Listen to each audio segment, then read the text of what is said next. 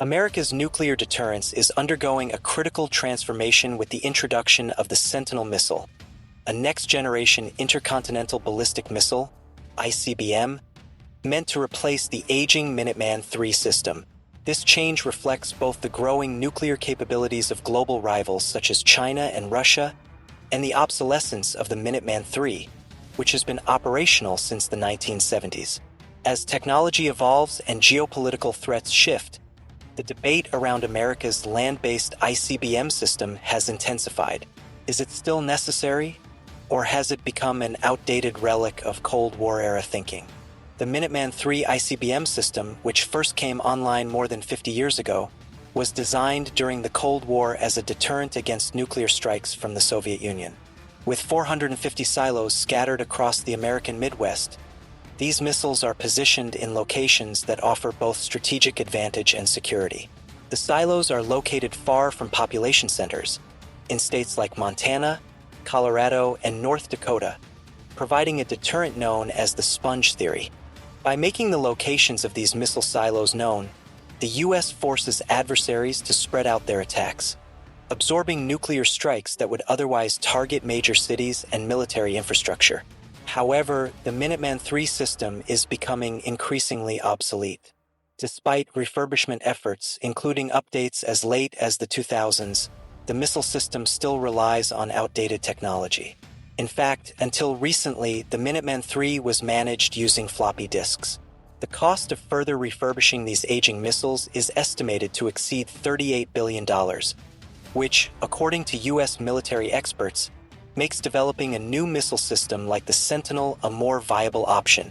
The Sentinel missile program, costing upwards of $141 billion, represents the future of the U.S. land-based nuclear deterrent.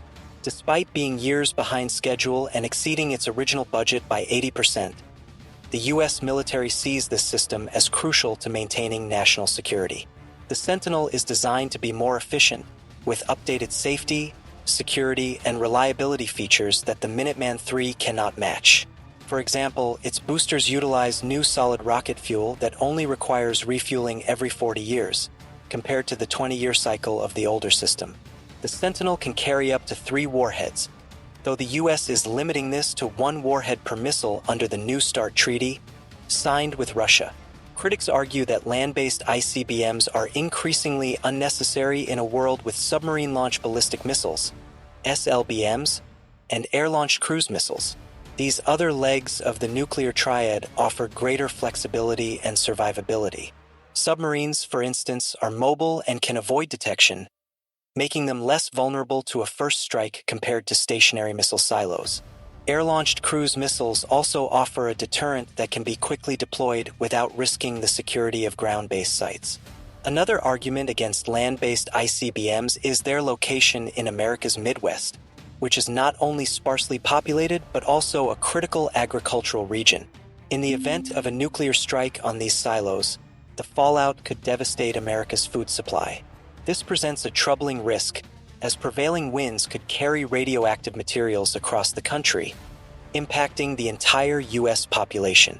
Proponents of the Sentinel program, however, counter that land-based ICBMs provide a faster and more direct missile trajectory, especially in a potential conflict with Russia, as they would be launched over the North Pole.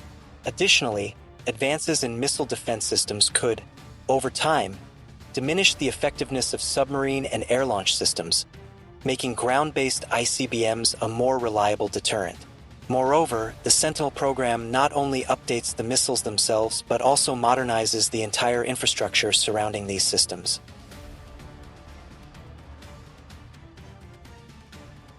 Or could the resources be better allocated to other defense priorities?